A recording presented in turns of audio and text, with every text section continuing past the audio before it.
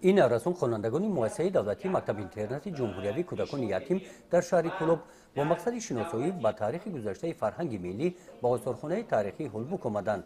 درباره تاریخ هولبوک از کتاب درسی تاریخ خلق تاجیک معلومات گرفته در استارخانه باشد با تماشای نگاره‌ها با مدنیت بوی این شهر عصری میانگی تاجیکان شناس گردیدند. این نگاره‌ها از ویرانه‌های شهر هولبوک یافت شده در استارخانه هولبوک نگاه داشته می‌شوند.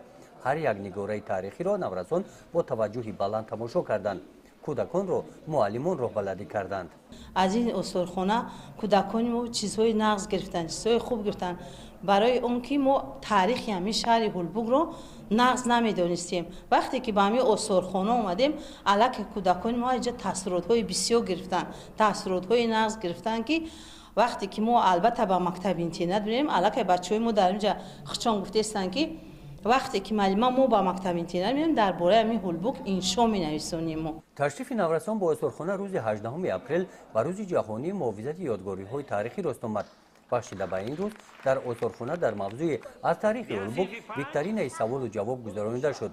در این پرسش‌ها نورسان فعالانه اشتراک نموده و سوال‌ها جواب‌های پوره داده از جانب مأموریت مجمع تاریخی هولبوک با تحفه‌های خاطروی قدر کرده شدند. بخشیده به روز جهانی محافظت یادگاری‌های تاریخی در این روز کنفرانس علمی نظریوی در موضوع نقش پیشوای ملت پرزیدنت جمهوری تاجیکستان محترم اموئل رحمان عاید رشد و احیای هنرهای مردمی در مثال هولبوک دایر گردید. در این چاره‌بینی کارمندان مجمع تاریخی هولبوک در موضوع فرهنگ شهرسازی و شهرداری تاجیکان احیای هنرهای گلگشبوری از دید هولبوک رشد هنری چکاندازی در دوران صاحب استقلالی با معروضه‌های جالب برآمد نمودند. گزارش خوجا نظریف خدای نظر ظهوروف از ناحیه واسع برای برنامه اطلاعاتی نوید.